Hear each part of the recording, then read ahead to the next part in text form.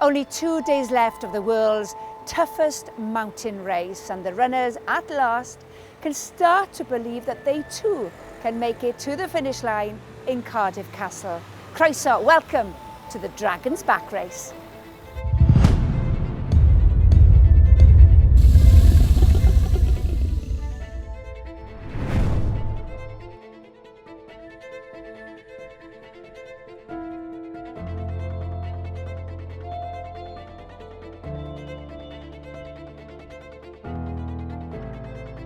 Helo, shwmai, a chroeso i'r pumed diwrnod. Welcome to the 5th day of the Dragon's Back race. There were a lot of nervous runners this morning at 6 a.m. Many of them set off straight away on their quest on the longest stage of this event, making their way towards Llandyfri and the Bannau Brycheiniog, the peaks of Brychan's kingdom. We're awaiting the first runners here at Penavon, top of the vans, and it's quite a tough day, climbing 3,200 metres. But on a positive note, statistically, if they've made it this far, they should make it to Cardiff Castle. Now, normally, I'd be extremely proud in showing you this area because these are my local training trails, but today we're seeing nothing. Normally, I'd be able to reward you with views of Hertfordshire, Gloucestershire, Somerset and the Cambrian Mountains, but we can't see anything, and the runners won't be able to see much either. So their job today is to put one step after another and get closer towards that finish line in Cardiff tomorrow.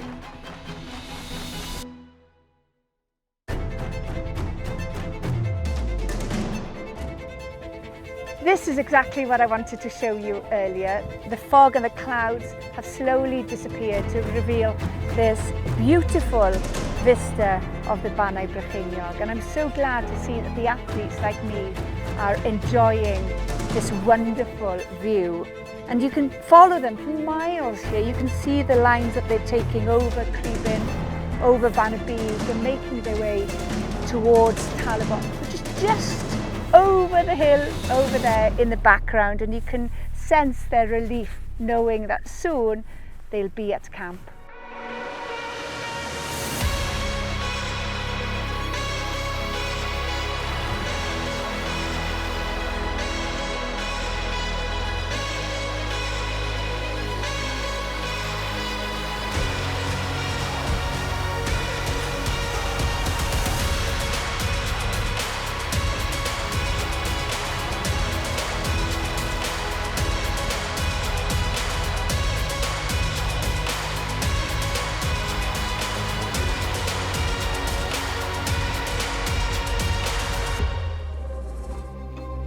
Noswaith da I chi, good evening to you all, and welcome for the last time here to our studio, and also it's the last time for these athletes to be enjoying the plush dining room, a place where they've made good friends, shared exciting and sad stories about their life-affirming journey through Wales. We've got one last day to go, and it's going to be an epic day when they run into Cardiff Castle.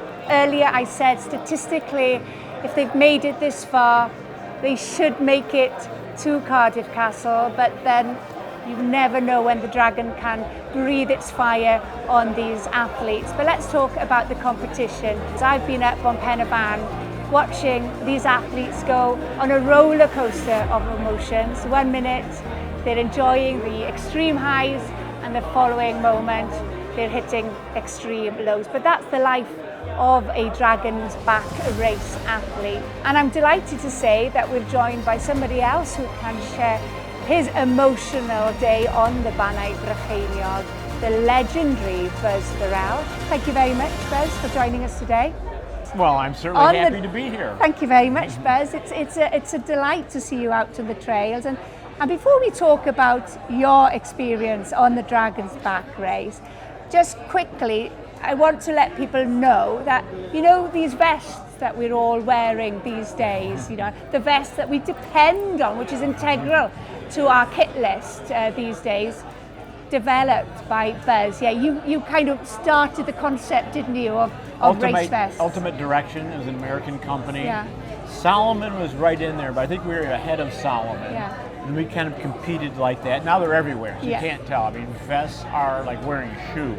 Yeah, So they're everywhere now. it is as important as a shoe these days. You also developed the FKT website. Right, fastestknowntime.com, the whole concept. I was in Beijing a number of years ago. It's interviewed in Chinese. I couldn't tell what they're saying. There's a translator. But every time you said FKT, that's in English. So in any language, you say FKT. Oh, do you? So it's part of the worldwide sports vernacular for biking, swimming, hiking, running, everything. So it's kind of nice. And of course, during COVID, I did a lot of interviews with elite athletes where that just developed so much because there was no racing. So FKTs became so popular, Right. especially during those years. Right. What I really like about FKTs is that the pros can do it and get credit from their sponsors instead of notable FKT, but you can do it, I can do it, he can do it.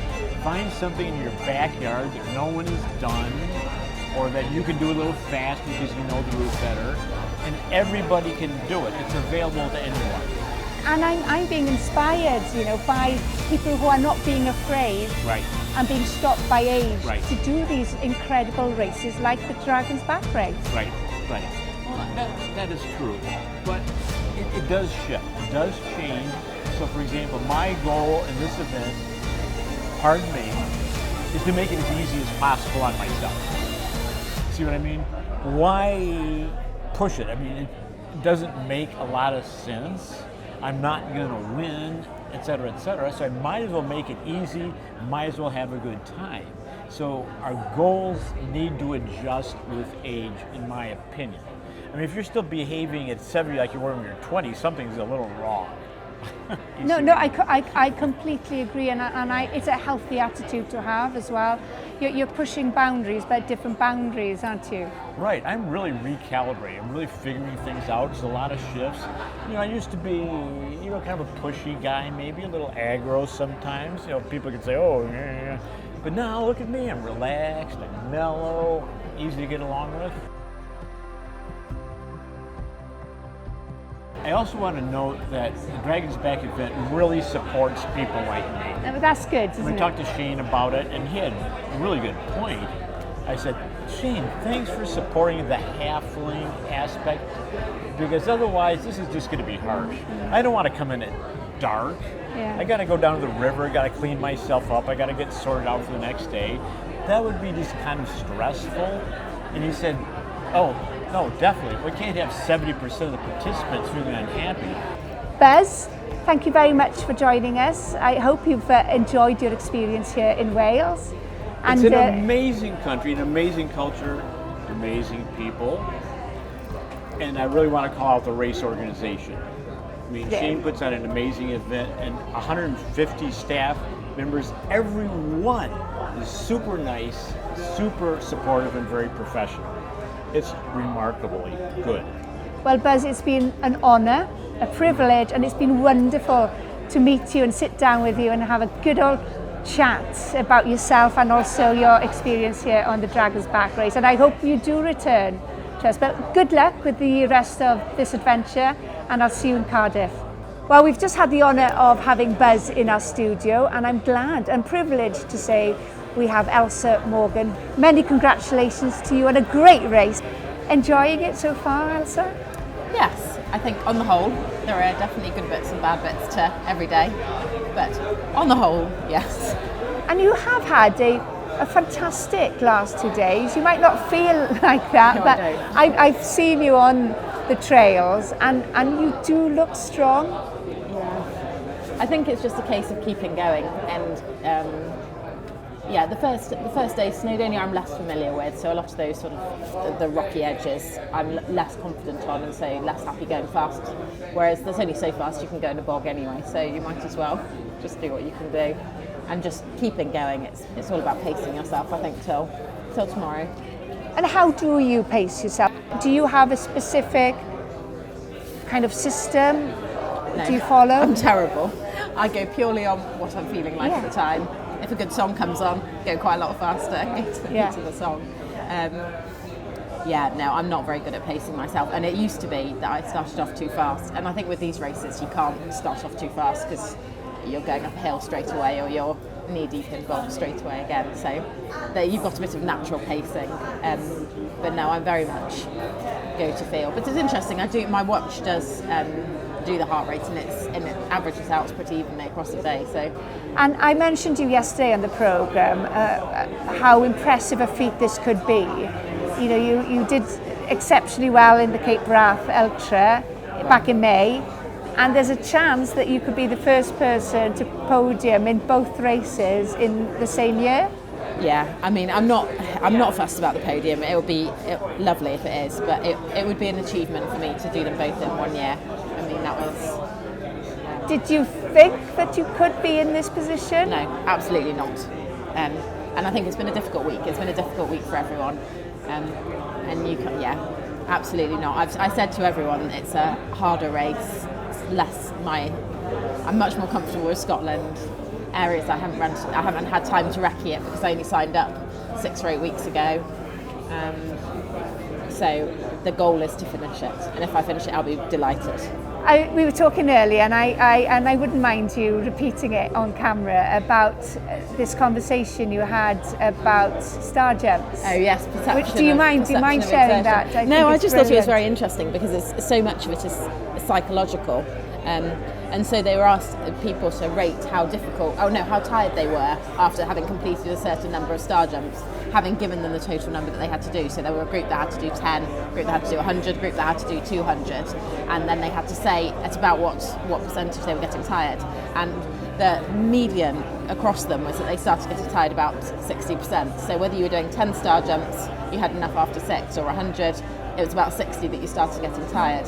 And exactly, it's just so interesting to show that it's so much of it is psychological. You know, when you're over the halfway line and you've still got quite a long way to go, your body thinks I should start getting tired now. And I think, yeah, a lot of this is about the mental game. Well, since you've mentioned getting tired, I'm not going to keep you. No, I need to go to bed. You need to go to bed. Many congratulations on a wonderful race so far. Thank and you. I'm looking forward to seeing you cross that finish line with a big smile on your face. Yeah, I always save a smile and a bit of a run for the finish line.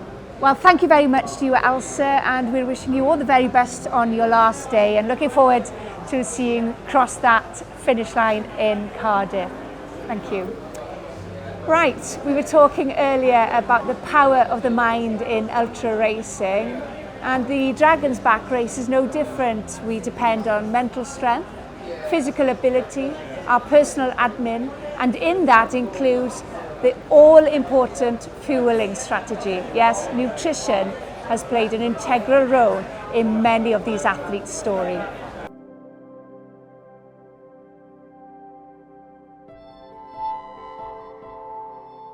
Well, every evening when the athletes come in, there's always chips and hot soup on for them, and then we serve a main meal from 6 o'clock onwards that is a vegan meal.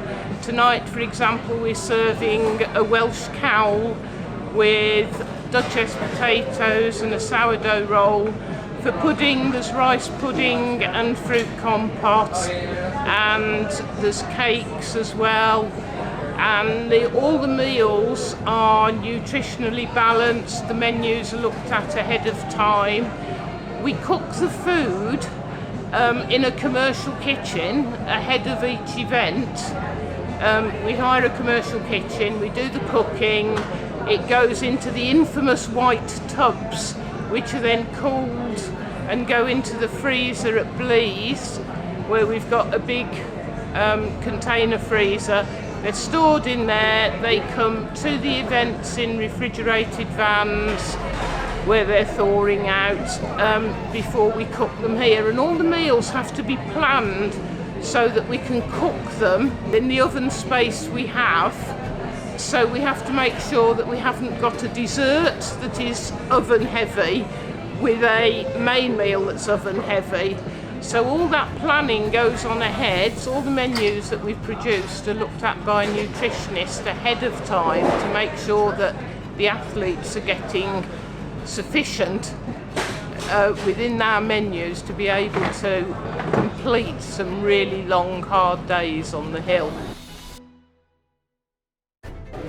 So that's it, we've reached the final night here at camp, and tomorrow the athletes will start on their last stage in the world's toughest mountain race. But the Dragon's Back race is not over yet. They still have to face 63 kilometres. It's a long day still, with climbing of 1,300 metres out of Talabont towards Merthyr and then into Caerdydd and into Cardiff Castle, where they'll be greeted with friends and family, and hopefully they'll have big smiles on their faces as they realise what exactly they have achieved. Many of them have dreamt of this moment. Many of them didn't actually believe that they could reach this moment, but tomorrow their dreams can be achieved.